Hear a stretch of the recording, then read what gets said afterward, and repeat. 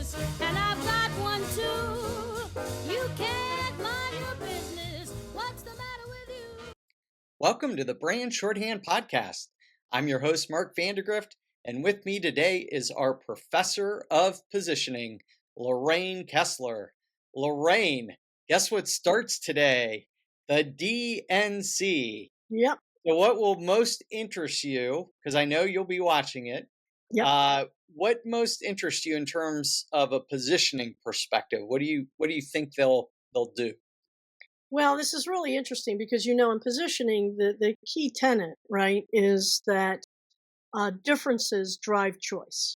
Mm-hmm. So the more you can magnify the differences between you and your competitive ideas or thoughts or whatever, the better. And there's got to be an audience for either one of those. And I've always thought that the strength of the Democratic National Convention or party has been, this is the party moving it forward, because we talked about how the RNC has tried to become now the populist party, and that used to be the Democratic Party's position. But now they have the old, what do you want to call it, stakeholders who've held on to power in Washington for I don't know how many years, at least 16 that I'm aware of. Yeah. So they're very fossilized as controlling DC. So where did they go? It's hard to be populist when you have all the power, or you've had the majority of the power for this long. So I've always thought of the Democratic Party, and I think this is something they're going to get back to, is the party for social equity. This party who wants everyone to win and have concerned about those who are falling behind. And I think that's a tent that the Democratic Party can comfortably build, because it's a wide terrain, right? It covers people, working wage people. It covers childcare, DEI, the judiciary, reproductive rights. And finally, it even covers government as kind of the arbitrator and the best solution for making things equal that are unequal naturally. Whether you agree with that or not, I think that's their tent. And I think that would help them distance from kind of the power broker image that they may have with Biden, Pelosi, Schumer, Schiff, and that guard, and bring them forward. It's really very Obama, right? It's very much a reboot of the Obama strategy. And the other thing I think that they can do is that I expect them to contrast that much of the RNC is kind of what we would call reactionary. Kind of this happened in the Goldwater-Johnson years, right? Goldwater was called the Great Reactionary. That we want to make America great again in the way it was great in the past. From this moment, united and determined, we will go forward together, dedicated to the ultimate and undeniable greatness of the whole man. Together we will win. And the DNC is talking about the future, because what made us great in the past isn't going to be what makes us great in the future. So two different visions, and I expect them to play on both of these chords, if you will. Well, grab some popcorn, because I think the theater's just beginning. Yeah. Well, I think her choice of VP candidate kind of brings her more to center. And I think that's going to give the DNC kind of the right position it needs to be in to compete effectively. Well, it is going to be interesting, and we got a few nights of it, just like we did with the RNC. So it'll be some tune in to watch and enjoy all the happenings, right? Yep. So, well, I thought we'd dive into an area today about brand refreshes and what that really means. So I think we'll answer the question, is there anything new under the sun? And well, sort of. And then speaking to that maxim of something new, you sent me a neat article about the Singer sewing machine, showing that perhaps as much as we think we're so smart and innovative in the 21st century, that sometimes this stuff existed a long time ago and it didn't have the fancy label. But this is a good example of that. So share with us the story that you shared with me. Yeah, the reason I share with it is that we happened to have privilege to go to Cooperstown, New York, to see our grandson play. So we went to the museum, and being kind of the nerd I am, I kind of researched the history of Cooperstown, and I found that in 1848, Isaac Merritt Singer, inventor of the sewing machine, became a client of a law firm called Ambrose and Clark. And Edward Clark moved to Cooperstown prior to the Civil War, and therefore was part of the partners of this law firm. And he was so impressed with the client, Isaac Singer, and the product, that he left his legal career to take a 50% stake in the Singer and Company. But he, beyond being a lawyer, which, I love when this happens. We have some lawyers who have this marketing ability. One of the things about Edward Clark is that he had a flair for marketing. So he had the bright idea, and you'll get this today, and anybody listening, to give away sewing machines half price to influential persons, such as ministers' wives and teachers. And he also developed the idea of an installment plan to let families pay over time. So those are breakthrough. I mean, this is prior Civil War stuff. So he used the influencers to build a strong base or demand, and he used promotion to drive that acquisition, that conversion all the way through. Wow. So influencer marketing, promotional pricing, right. Kmart layaway plan. Yeah. Not quite. Yeah. So all these things come to mind. So what you're saying is we're not as innovative as we think we are. No. I love that. It's sort of like all these terms we use today, like content marketing, which I have to give a pass, but because that means a certain thing. But isn't that what marketing is? We develop content. Yeah. I mean, it's kind of funny. Yeah. And influencer marketing, as you and I always said, back in our day, it was called celebrity endorsement. Yeah. So, that's kind of funny. It's just they're just very small turns on the same idea. Yep, exactly. Well, let's get to our topic today. I mentioned brand refreshes, and what is a refresh versus there's nothing new under the sun.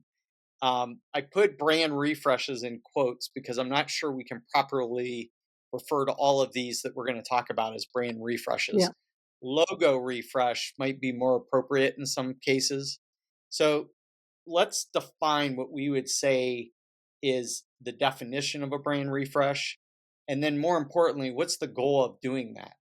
What should a brand refresh accomplish? And then secondly, in your opinion, Lorraine, when a brand refresh happens, does it make sense to tell the whole world that we just did a brand refresh?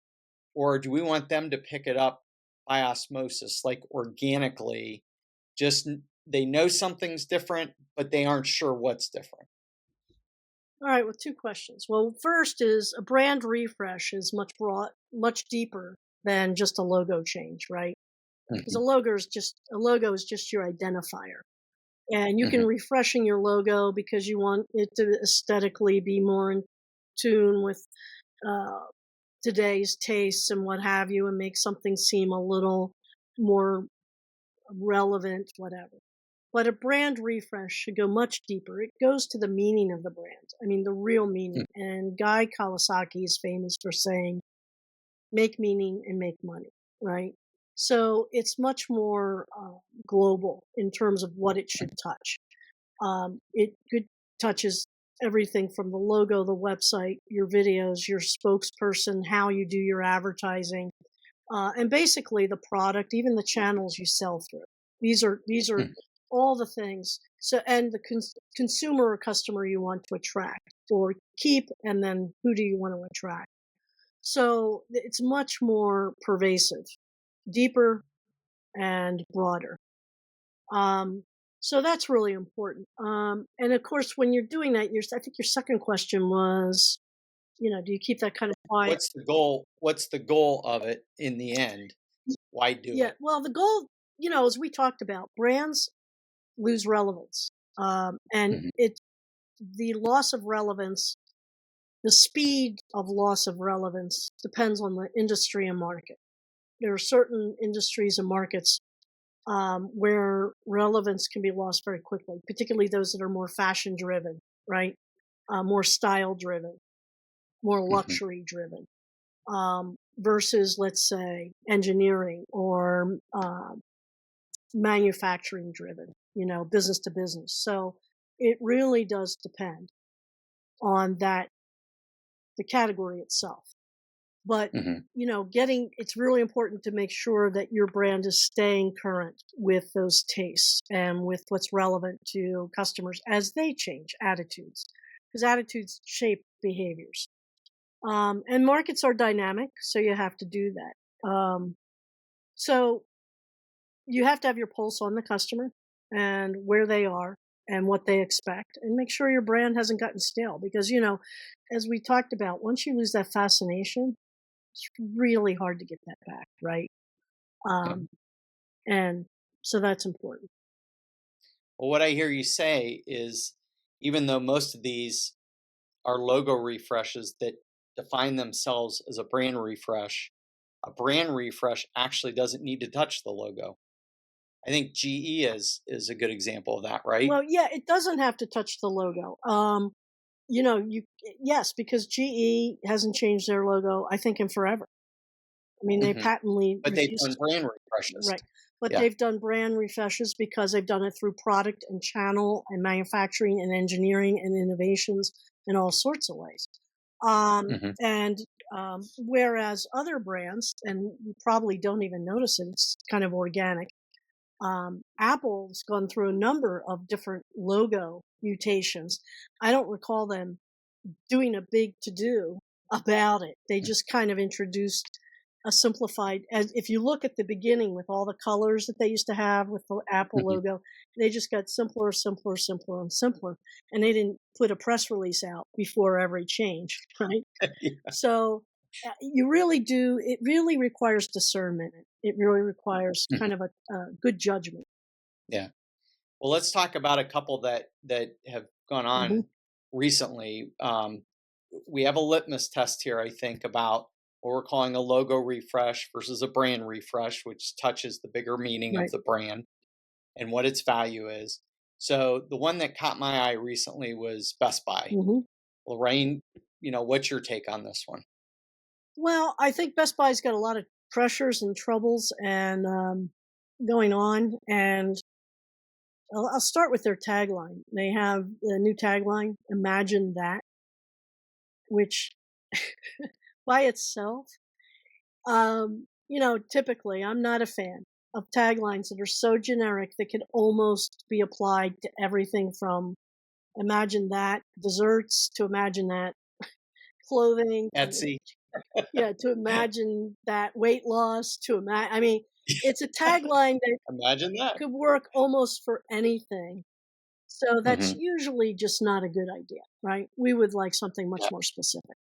Hey, it's not an unpleasing tagline. Imagine that. And in context with the commercial that they're doing, okay, it swings. But I doubt that it'll have high recall or memorability. So I think the meaning or the main aim that Best Buy is trying to go after with their new brand refresh, logo refresh, whole campaign. First of all, they did bring in a spokes hologram. So it's a character, right? And they're trying to, that's called personification, which is not a bad strategy to use in a refresh, because trying to kind of create a different way for your audience to connect with the brand. And this is certainly unique. It's not unlike Flow or Do You Hear Me Now Guy. Can you hear me now? Good. Or, Tony the Tiger or any of that. But to make this work long term, they really have to own it. They have to bleed it. They can't, they have a commercial right now. It's a little, because it's so unfamiliar what's going on, it's a little hard to tell what's going on with it. What they're trying to get across is that Best Buy is the hub for discovering new technologies. So it's almost like they're saying, we're kind of the place you can go to learn how to use technology to benefit your life. almost like a library instead of a store. I don't know. I don't know how that's going to play out, but it's a thought, and maybe they'll be successful. But they've really got to bleed it. Yeah. Now the other thing the other thing they changed is their logo, and they made a big deal about this. Okay. It is different. It still has the price tag, but now off to the side. And they got rid of the very strong yellow and dark blue only. They softened all the colors. They said that they added magenta, teal, and red. I don't see any of those colors, and I have an MFA. So I was like, where is the magenta? It is kind of a tealy blue, but it's less retail for sure. Mm-hmm. And it is much more service looking, like we are creating a service or an experience. It's something like almost we would design for someone who did a financial service, right? Mm-hmm. Or something like that. So it is a very different kind of feel, not quite as hard retail, brick and mortar. So I Mm-hmm. would say overall, school's out with how well this whole refresh goes. I feel like the idea that we're the hub for technology and how to use it for discovering it is a little too highfalutin to understand right now. Yep. So I think they need to bring it down a little bit. Well, I haven't gone to Best Buy for technology in a good 10 years. Yeah. And yet I buy a lot of technology. So I don't know. Well, I'm not their customer, obviously. well, that's why they have a real problem. I mean, Yeah. they have a real problem, and it's beyond. That's why I think, will this refresh solve the problem? I don't know. It makes people, I think, inside feel really good that they're doing something. I'm not so sure Mm-hmm. it's in the end going to deliver the results they need in terms of same store sales, profitability, success, traction. Well, the one I'm going to share is related to Bitcoin. Mhm. Everyone knows Bitcoin, but I don't know if they know their rewards program. No. And the rewards program is called Verse, VERSE. And they had an interesting way to decide on their brand refresh, but I'm going to call this a logo refresh. Mhm. Okay. It didn't change the meaning, but I will say I like how they went about doing the logo refresh. Okay. Because we always say make sure that it makes sense to your existing customer. Yep. So what they did was they involved their entire universe in choosing the logo refresh. So that was kind of cool. And given that, Bitcoin is all virtual anyhow, and everybody's virtually online and you're not actually touching anything, it kind of makes sense that, you can reach out to this community. And it was interesting because usually you involve that large of a group, you're going to get, parity, right? So you're going to get 50-50, or in this case, they gave 3 options. You might get 1/3, 1/3, and 1/3. Well, they published a creative brief, which shocked me. Wow. But not in like marketing ease. They were trying to convey to people. And so this was just about the logo, and they had 3 points of input. They said, while the current logo looks futuristic and communicates innovation, it is uninviting for Web 2 users. So Web 2, number 2. So people that understand the web and adopt it. The brand colors are black and blue, which appears cold and again uninviting. Yep. Third, the use of space imagery, meaning outer space, reinforces the exclusivity. Not many Web 2 users will relate to it. And they said the goal of this is to expand this Bitcoin universe and people to use the Verse rewards program. Okay. Then they presented the 3 options, which we'll show on screen here. And I didn't think it was a bad approach to get input from the existing customer base, because what do we always say? Protect the base, right? And expand the periphery. Right. So, or protect the core and expand the base. So, they only introduced this Verse rewards program in December of 2022. So it's only been like 19 months by my calculation. And they, in the 3 options, the first one was evolution, and it says it's a softer take on the current branding. when I looked at it, I thought it looked very techy. Yep. So, the option 2 was called Hearts and Hands, and it said a bolder, more inclusive branding. When I looked at it, I just saw like a very soft, almost a charitable type logo. Uh-huh. And then 3, despite the creative brief, maintain the status quo and keep the current branding, which is interesting because the input I read to you was all about how the current logo wasn't great. Yeah. Okay. So what they ended up picking with a vast majority, like an overwhelming majority, you rarely see this, 90% picked option number 2, which was called Hearts and Hands. And it was that more soft, charitable looking brand. So I think it was pretty cool because how did it line up with Bitcoin's position? Yep. Well, they're a decentralized governance system, right? So if you're decentralized, then you're going to make decisions sometimes that are, maybe this wasn't a huge decision. It's a logo after all. But it was a way for them to reinforce their position that they were decentralized.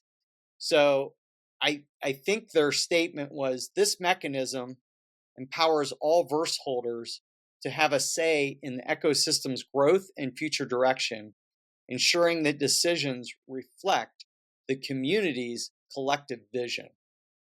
So, okay, just a logo refresh, but they did do it in a way that represented their position in the world, right? Yeah. As a decentralized governance system, as the leader. Bitcoin is the leader in this space. So I thought that was all great. But I don't want to call it a brand refresh, which is how it popped up on my radar. It shouldn't be. And I think that all their language is really highfalutin. Mm-hmm. I mean, come on. What people really chose to me, looking at these logos, is just something that's more human, more friendly, more approachable, because the tech of Bitcoin is threatening. And it's distant, and that can be threatening, right? Because I don't know who's behind it. It's just this techie thing, and right. So they just chose something that has more of a human feel to it. And that's how I. Well, and if you put 2 pictures in front of people, they're going to pick one. Yeah. And most tech users aren't going to stick with what's already there if they've been told, "Hey, we're going a new direction," and they've been talked out of staying with the current direction. So it's like, you like this picture or do you like this picture? Yeah. I think there might be a flaw in the research too, of having put the last one in that looks so much like their current, because people innately, it's almost like that wasn't a choice at all, right? What was their current logo? It wasn't like it. It was all that. right. So it's their current logo. It's almost like that was a throwaway, because the only thing that you can find or learn from that is very often people like the familiar. They don't want to change. So how many people really like this? And my reason would be because they like the familiar. And that might give you a good bead into how many people are we going to upset with our new logo. But I think one of the things that's, I'm always cautious about research, because if you ask the wrong questions, then you get the wrong answers. And you go to the bank feeling really confident in the wrong direction because you got the wrong answers to the wrong questions. So in the logo they chose, my question would be, would you recognize this as Bitcoin? Mm-hmm. Like, almost like a blind thing where you put it up to another group, a different audience, like take another customer pool and say, whose logo is this? And what company do you recognize this coming from? And if they don't recognize it, because we know 35% of logo changes end up in a failure because people don't connect it to the brand they know. So you have to have some of the familiar with some of the new. Yeah. Anyway, that's. Well, in this case, the reason I applaud it is it actually goes to their position of being decentralized, right? Yeah. And they're giving them basically a very easy decision. Is it going to make a big difference in the company? Yeah. I don't think so. Yeah. So you've given people an opportunity to contribute without risking a huge decision going the wrong way because of research. So, however you want to look at it, the point was it's not a brand refresh, it's a logo change. But you did it in a way that aligned with your position. Right. So small round of applause for them. Good. So next up, Lorraine, I think we called out Verizon. Yeah. They came on our radar as recently doing a brand refresh. Yeah. Tell us what you think. I think it's mainly a logo refresh. Okay. And in that regard, it does do what I was just talking about. There's a lot of the familiar with the new, and they have a lot of highfalutin language around the energy of the brand and the logo and the V. And hey, it works. But is it going to make a huge difference? No, I still recognize it as Verizon. I mean, do we recognize every iteration of the Tide logo over the years?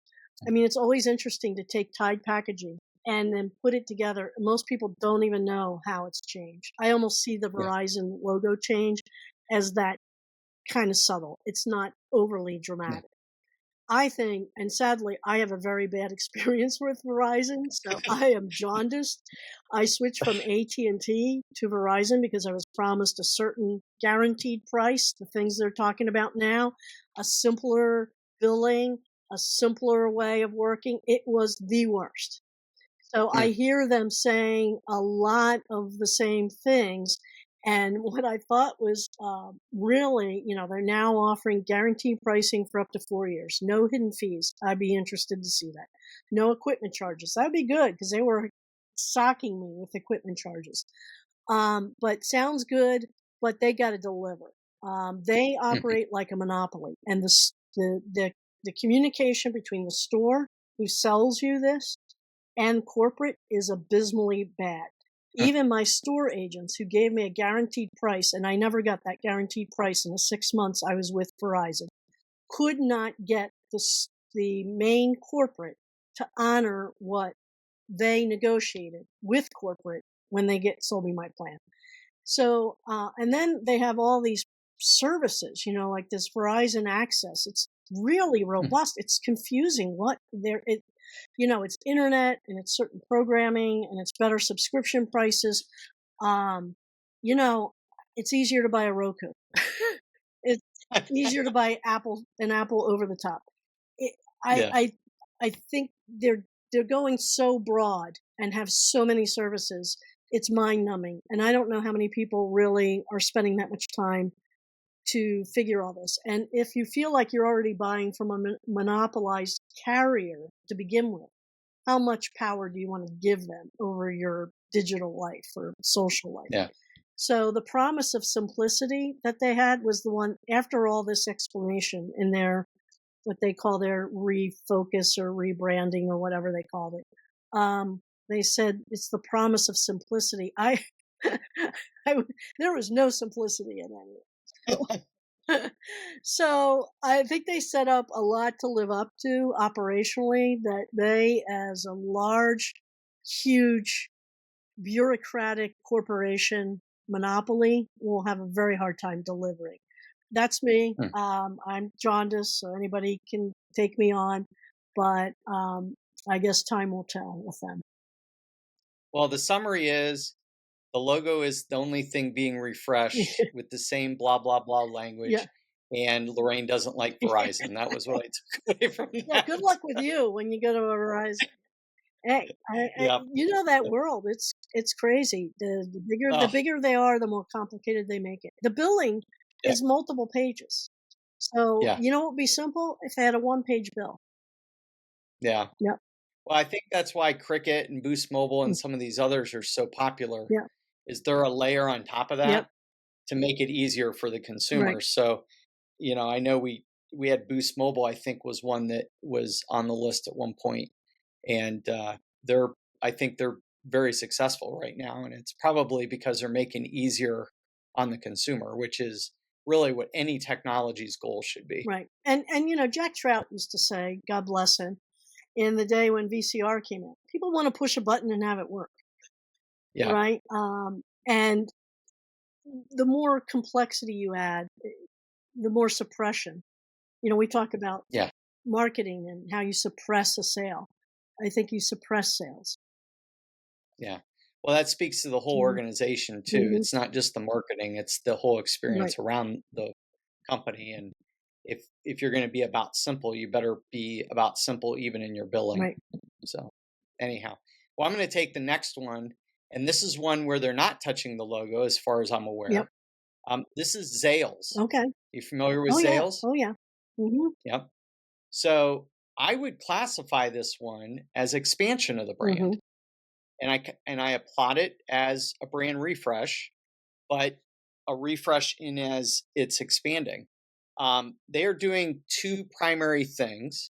They want to expand their online presence while also refreshing their in-house experience. Okay. So that's the first thing. It's kind of the virtual meets physical. Hmm. The second is they are going to lower some of their price points without getting down to they'll be just above the costume jewelry arena, Right. where you might be able to go in and get like a $250, $500 item. So it's above the costume jewelry level.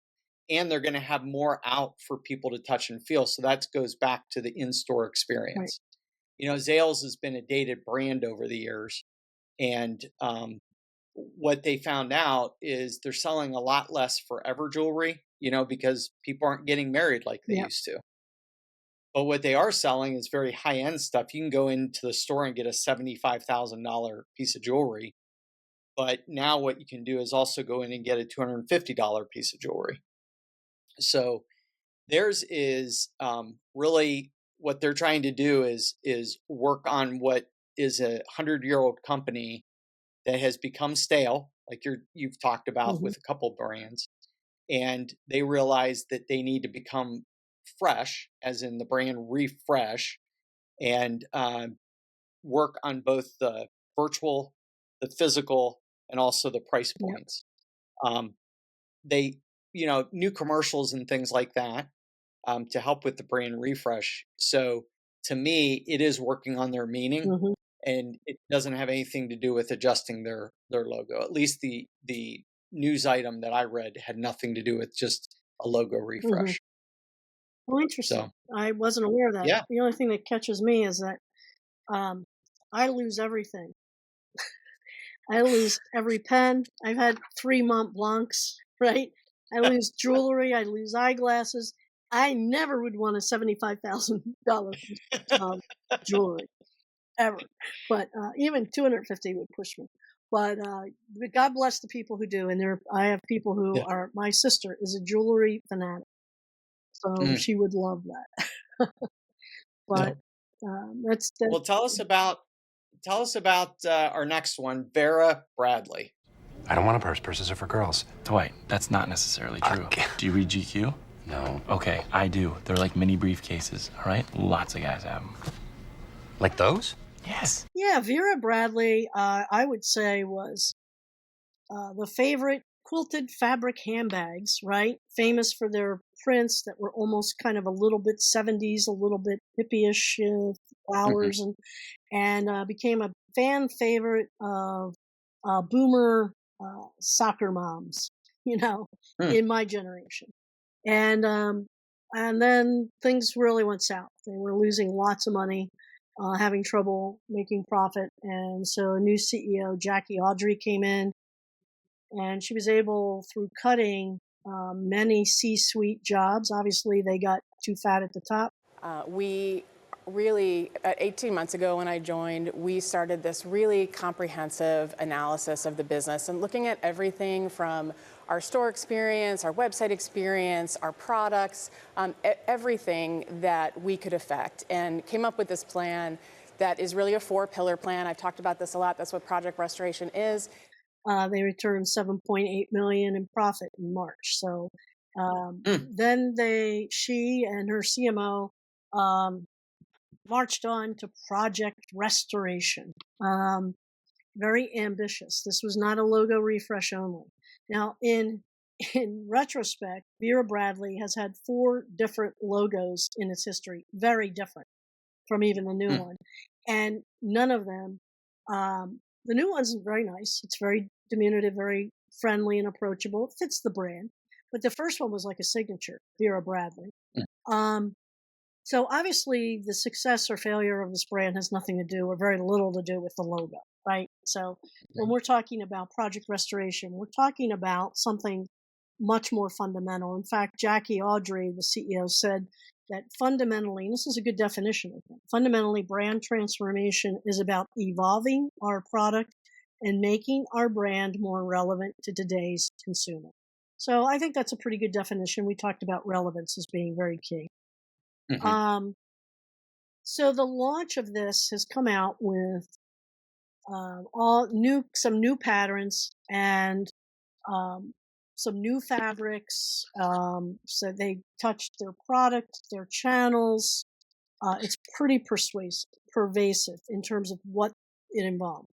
But the reviews have been very mixed, and most alarming, I think, is the influencers who obviously were Vera Bradley strongholds, are very unhappy with where this brand has gone.